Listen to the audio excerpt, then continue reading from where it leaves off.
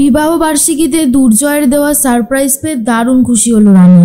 সম্পূর্ণ জানতে ভিডিওটিতে একটি লাইক করে প্রথম থেকেই দেখতে থাকো। গল্পের শুরুতেই দেখা যায় রানী আর আদিত্যবাবু দুজন দাঁড়িয়ে দাঁড়িয়ে কথা বলছিল। আদিত্যবাবু রানীকে নিয়ে যেতে এসেছে আর তার পাশেই দাঁড়িয়েছিল দুর্জয় আর অনিশা। যখনই দুর্জয় রানী আর আদিত্যবাবুকে একসাথে দেখে তখন আর নিজের রাগকে কন্ট্রোল করতে পারে না। দুর্জয় ইচ্ছে করে অনিশাকে বলে, অনিশা দেখ, এখন আমি বাড়ি যাব না, পার্ক স্ট্রিটের কাছে একটা পাব আছে না, চল সেখানে তুই আর আমি গিয়ে আজকে সারা রাতটা এনজয় করব, ভালো হবে না? অনিশা তখন বলে, তুই সত্যি যাবি জয়? তাহলে চল, খুব মজা হবে। এর মধ্যেই রানীও শুনে নিয়েছে কথাটা। রানীও ছাড়ার পাত্রীটা না। রানী তখন আদিত্যবাবুকে বলে, আদিত্যবাবু আমার কিছু শপিং করার আছে, কোথাও কোথাও ঘোরারও আছে, চলুন আজকে আমি আর আপনি একটু ঘুরে আসি। আর এই কথাটা শোনার পর দুর্জয় আরোই বেশি রেগে যায়। তখনই আদিত্যবাবু রানীর মুখ থেকে এই সমস্ত কথা শুনে চমকে গেছে আর বলে, কিন্তু আমাদের তো বাড়ি যাওয়ার কথা ছিল। রানী তখন বলে, আরে সে যাবো, উঠুন গাড়িতে উঠুন। এরপর দুজন মিলে গাড়িতে উঠে সেখান থেকে গাড়ি নিয়ে চলে যায়। আর দুর্জয় সেটা দেখার পর ভেতরে ভেতরে প্রচণ্ড রাগ করে। অনিশা তখন দুর্জয়কে জিজ্ঞেস করে, হ্যাঁ রে জয়, বলছি এই ছেলেটা কে রে? একে তো আমি কোনোদিনও দেখিনি। তখনই দুর্জয় বলে, তুই জানিস না এই ছেলেটা কে? এই ছেলেটাই তো আদিত্যবাবু, যে রানীকে বারবার করে সমস্ত রকমের সুযোগ সুবিধা দিয়ে চলেছে। অনিশা বলে, আচ্ছা এটাই আদিত্যবাবু, মানে রানী এনার বাড়িতেই থাকে? দুর্জয় তখন বলে, হ্যাঁ, শুধু কি থাকে, সব জায়গাতে রানী এই লোকটাকে নিয়ে যায়। সেদিন যখন আমাদের বাড়িতেও ডিউটিতে গেছিল তখনও তো রাতের বেলা এসে রানীকে নিয়ে গেছিল। এমনকি শুনেছি যেটা, যে দুনির গার্জেন হিসেবে স্কুলে আদিত্যবাবুরই নাম রয়েছে। এসব শোনার পর অনিশা বলে, আবার তুই রেগে যাচ্ছিস কিন্তু, জয় তুই একটু শান্ত হ। কিন্তু দুর্জয় তো শান্ত হতে পারে না, রানীর ওপরে প্রচণ্ড রাগ করতে থাকে আর বলে, রানী কাজটা তুমি ঠিক করলে না। এর মধ্যেই আদিত্যবাবু আর রানী দুজন মিলে বাড়িতেও পৌঁছে গেছে। সেখানে গিয়ে দেখে অনেক খেলনা আর দুনির কাছেও রয়েছে কিছু খেলনা। এসব দেখার পর রানী বলে, আদিত্যবাবু আমি না আপনাকে বারণ করেছিলাম এত খেলনা আপনি আনবেন না, সেই এনেছেন। আদিত্যবাবু বলে, না না না না, আমি তো তোমার সাথে ছিলাম, আমি এত খেলনা কোথা থেকে কিনলাম? এগুলো আমি কিছুই কিনিনি। রানী তখন বলে, এগুলো আপনি কিছু কেনেননি, অথচ এগুলো বাড়িতে এলো কি করে? তখনই আদিত্যবাবু বলে, পুষ্পাকে ডেকে জিজ্ঞেস করে নাও। এরপর পুষ্পাকে জিজ্ঞেস করে আর বলে, পুষ্পাদি এগুলো কে দিয়ে গেছে?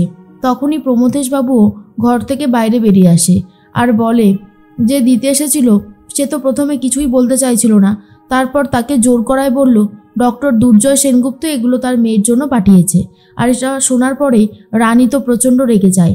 রানী আর কোনো দিকে না তাকিয়ে সোজা দুর্জয়কে ফোন করবে বলে ঠিক করেছে।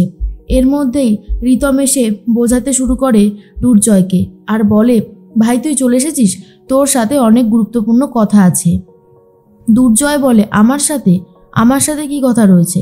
তখন রিতম বলে, ভাই এখনও সময় আছে, যারা ভাই রানীর কাছে গিয়ে ক্ষমা চেয়ে রানীকে এই বাড়িতে ফিরিয়ে নিয়ে আয় না। রানী আর দুনি তো তোরই আপনজন, বল তুই যদি একটু ক্ষমা চাস তাহলে কি খুব ভুল হয়ে যাবে? তখনই দুর্জয় বলে, আমি কেন ক্ষমা চাইবো? আমি কি অন্যায় করেছি যার জন্য আমি ক্ষমা চাইবো? রিতম বলে, করিসনি, তুই কিচ্ছু করিসনি, তুই কি সব ভুলে গেছিস যে রানীর সাথে তুই ঠিক কীরকম খারাপ ব্যবহার করেছিলিস? ওই টিকলুর বলা কথাতে তুই রানীকে ভুল বুঝেছিস, তুই ওর গায়ে হাতও পর্যন্ত তুলেছিলিস, আজ সে সমস্ত কথা পুরোই ভুলে গেলি? দুর্জয় তখন বলে, দেখ শেষদা ভাই, এসব কথা বলে আমাকে কোনো লাভ নেই। আর তোদের ওই রানী, ও কি করছে? ও আমার মেয়েকে আমার কাছ থেকে দূরে নিয়ে চলে গেছে। রিতম তখন বলে, বাহ, এখন আবার এই সমস্ত কথা শুরু করলি তুই? তোর মেয়েটা তো অন্যের বাড়িতে পড়ে রয়েছে, বল ওর তো এই বাড়িতে থাকার কথা, আমাদের সবার ভালোবাসা পাওয়ার কথা। আজ দুনিয়া আমাদের সামনে নেই, আমাদের কষ্ট হয় না বল? আগে তোর এই শেষদা ভাইয়ের কথা তোর কাছে খুব মান্যতা পেত, তোকে আমি নিজের হাতে ধরে সব কিছু শিখিয়েছিলাম, আর আজ তুই আমার কথা পাত্তাও দিস না। দেখ ভাই, তোকে আমি একটা কথা বলি, কালকে তোদের ম্যারেজ অ্যানিভার্সারি, কিন্তু তুই তো সেই অ্যানিভার্সারি পালন করবি না বলে ঠিক করেছিস। বড় বৌদির কথায় নাচছিস, তাই তো? নাচ, আরও বেশি করে নাচ, কিন্তু একটা কথা শুনে রাখ, হ্যাঁ মানুষ হিসেবে হয়তো কালকে আমি থাকবো অনুষ্ঠানে, কিন্তু আমি কোনো রকমভাবেই এই অনুষ্ঠানে নিজেকে মানিয়ে নিতে পারবো না। আমার না বারবার মনে পড়ে যায় যে রানী এই পরিবারের জন্য ঠিক কী করেছিল। তোর ডাক্তারি লাইসেন্স যখন বাতিল হচ্ছিল তখন এই রানী নিজের জীবনের পরোয়া না করে তোর জন্য উঠে পড়ে লেগেছিল সব কিছু করতে, তো লাইসেন্স ফিরিয়ে দিয়েছিল। ভুলে গেছিস তো সেই সমস্ত কথাগুলো? আর কিছু বলার নেই। এরপর রিতম রাগ করে ঘর থেকে বেরিয়ে যেতেই দুর্জয় বলে, শোন শেষদা ভাই, রানী আমার জন্য অনেক করেছে, কিন্তু রানী যেই কথাগুলো আমার কাছ থেকে লুকিয়ে গেছিল সেগুলো আমি সহ্য করতে পারি না। আমার মেয়েকে আমার কাছ থেকে দূরে নিয়ে চলে গেছে, এর থেকে বড় অন্যায় আর কিছু হতে পারে না। তখন রিতম তো চলে যায় ঘর থেকে। দুর্জয় আবারও সব জিনিসপত্র ভাঙবে বলে ঠিক করেছিল, কিন্তু রানীর ফোন আসাতে এরপর রানীর ফোনটা ধরে আর বলে তখন রানী, এই যে ডক্টর দুর্জয় সেনগুপ্ত, কি ভেবেছেন আমার মেয়েকে এত এত খেলনা দিয়ে বাবার পরিচয় দেখাতে আসবেন? বাবাকে ও কি আপনি কি ভেবেছেন যে ও আপনাকে খুব ভালোবাসে? কখনো না। ও ওর বাবাকে ভালোবাসে না। যেই বাবা একবারও খোঁজ পর্যন্ত নেয়নি যে তার মেয়ে কোথায় রয়েছে, কি করছে, কি খাচ্ছে, তাকে বাবা বলে পরিচয় দুনি দেবে না। আর এই সমস্ত কথা শুনে দুর্জয় আরও বেশি করে রেগে যায়। রানী তখন বলে, এত এত খেলনা দিয়ে আমার মেয়েকে কিনে নেওয়া যাবে না ডক্টর দুর্জয় সেনগুপ্ত। আর এটা শোনার পর দুর্জয় তো প্রচণ্ড রেগে যায়।